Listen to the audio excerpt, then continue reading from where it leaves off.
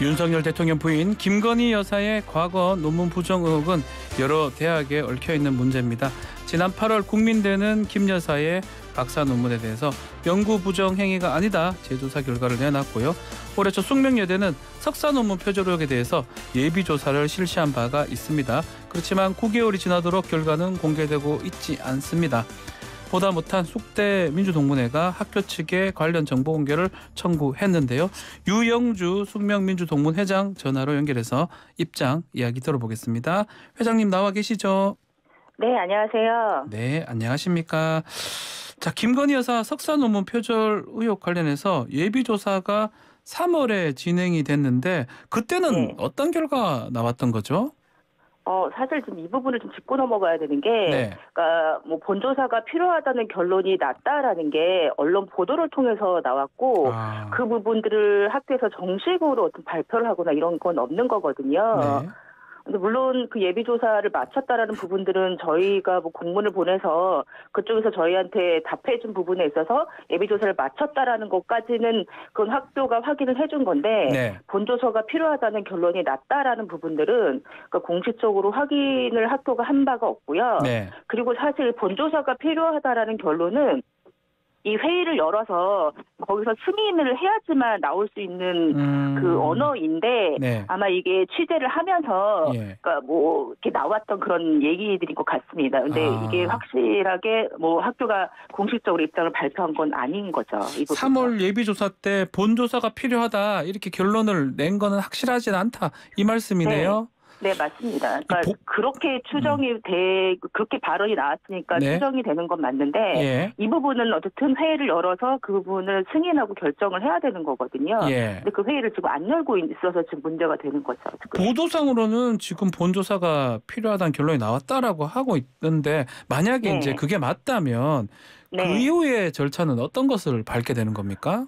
그러니까 이 예비조사를 하신 분들이 본조사가 필요하다는 결론을 냈다면 이걸 연구윤리진실성위원회라는 회의를 열어서 여기서 지금 그걸로 예비조사 결과를 승인을 하고 네. 그러니까 본조사를 해야 된다라고 결정을 내야지만 본조사가 시작이 되는 거죠. 연구윤리진실성위원회. 진실성위원회. 네. 이게 다음 단계이라는 건데 이것도 회의를 지금 열어야 되는 겁니다. 이것도 네. 안 열고 있다 이 말씀인가요?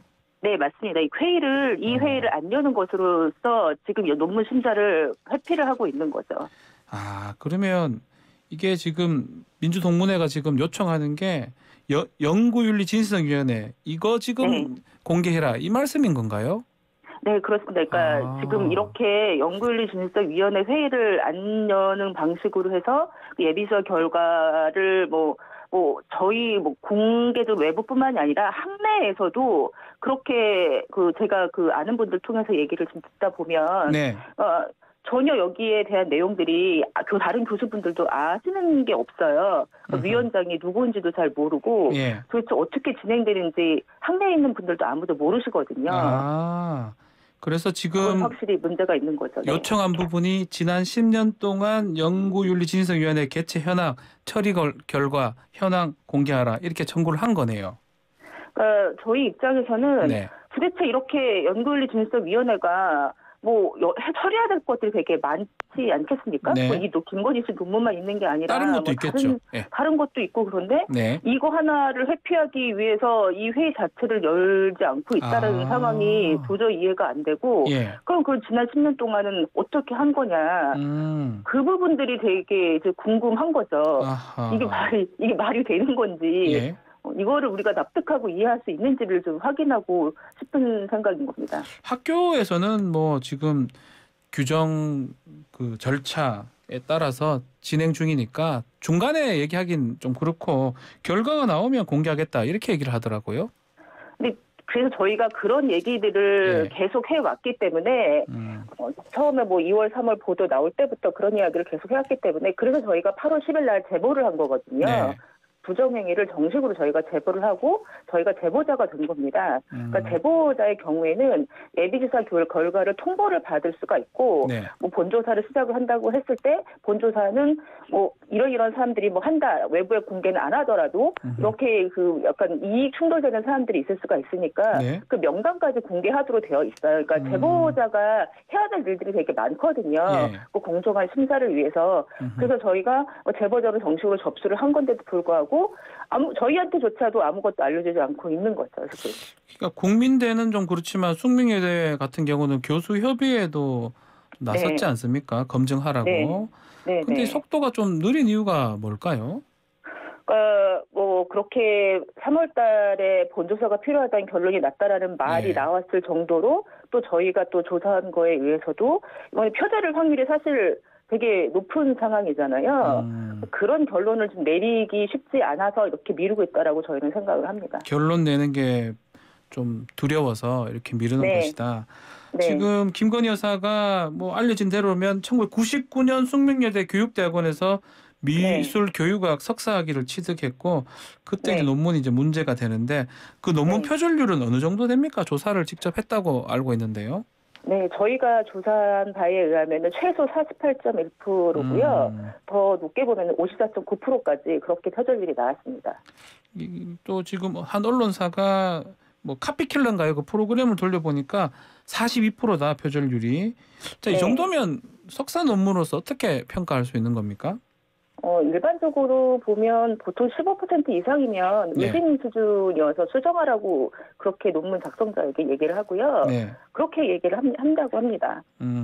15% 이상이면 문제다. 네, 15% 이상이면 문제인데 지금 40%가 넘으니까 뭐 JTBC 카피킬러 검사도 그렇고 저희가 직접적으로 비교해서 조사한 것도 그렇고 40%가 훨씬 넘으니까요. 이건 논문으로서 인정받기가 어려운 거죠. 근데 일각에서는 이게 논문 쓸 때가 뭐 99년도 정도니까 현재하고 좀 같은 어떤 기준으로 보기엔 좀 어렵지 않느냐 이런 주장도 있거든요. 그 부분 어떻게 보십니까? 그때는 카피킬러라는 이런 도구가 없었을 뿐이죠. 네, 없어서 그렇게 드러난 게 없었을 뿐이지 그때나 지금이나 그 학문의 양심이라는 것들은 그거는 만고불변의 원칙인 거잖아요.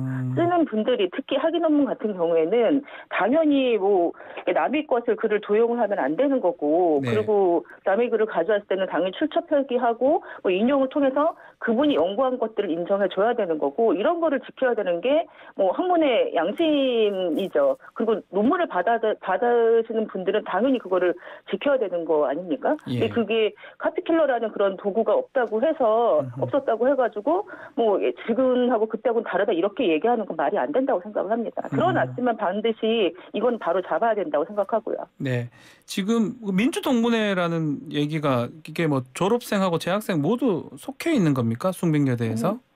동문회니까요. 졸업생들로만 이루어져 있습니다. 그러면 반민주 동문회 농담이고요. 그 다른 동문회도 있는 건가요? 민주 동문회 말고도? 그러니까 총 동문회가 있죠. 졸업하면은 당연히 소속이 돼야 되는 무조건 졸업하면은 무조건 그냥 3만 원씩 연회비가 자동으로 납입이 되고 무조건 소속이 되는 총 동문회가 있고요. 저희는 어쨌든 이런 그 사회적인 그런 상식에 맞는 그런 활동들을 학교나 그리고 또 저희가 뭐 사회의 그런 부분들을 기여할 수 있는 그런 활동들을 하자라는 마음으로 뭉친 뭐 졸업생들 모임이라고 보시면 됩니다. 동문회 중에 또 다른 어떤 특정한 동문회다 이렇게 이해하면 되겠네요. 어떻습니까? 이게 뭐 김건희 여사 논문 표절 관련해서는 민주동문회에서는 좀 대체로 어떻게 보고 있는 겁니까?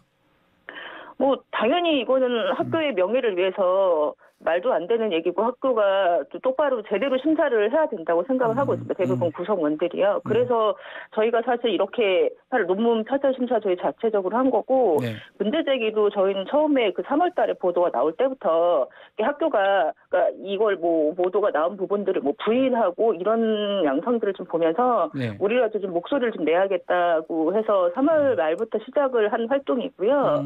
이것만을 위해서 저희 동문회가 결성이 되거나 그런 건 아니고 아니에요. 다른 여러 가지 부분들을 좀 우리 학교의 이름으로 사회에 기여할 수 있는 부분들과 그리고 학내에서 좀 좋은 일들을 올바른 역사식을 좀 새로 확립을 한다던가 네. 필요한 일들을 기여하고 싶어서 만든 그 조직이지 그 김건희 씨 논문 부분들을 뭐 바로 잡겠다 이렇게 해서 만든 조직은 결코 아니거든요. 이거 뭐 만든 지는 오래되신 거예요? 아니면 최근에 그럼 된 겁니까? 민주동문회가? 처음에 결성된 거는 대부분의 민주동문회가 그렇지만 1987년에 결성이 된 겁니다. 예전 진짜 민주당하고 네. 관계 있는 건 아니죠?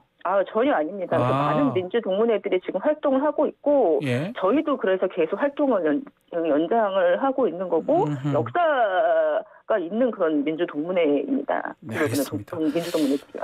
자, 이제 마무리해야 되는데 혹시 못다한 이야기 있으면 좀 말씀 부탁드리겠습니다.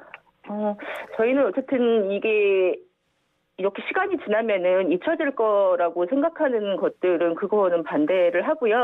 포기하지 않고 그냥 저희가 뭐 입 다물고 있으면 그냥 조용해지겠지. 그러면 이것들이 그냥 덮이겠지라고 생각하는 학교의 태도를 좀 용납할 수가 없어서 앞으로도 계속 지속적으로 활동을 할 겁니다. 이 부분에 대한 문제 제기를 끝까지 좀 할 예정입니다. 알겠습니다. 자, 오늘 인터뷰 여기서 마무리를 하겠습니다. 감사합니다. 네, 감사합니다. 유영주 숙명민주동문회 회장과 함께했습니다.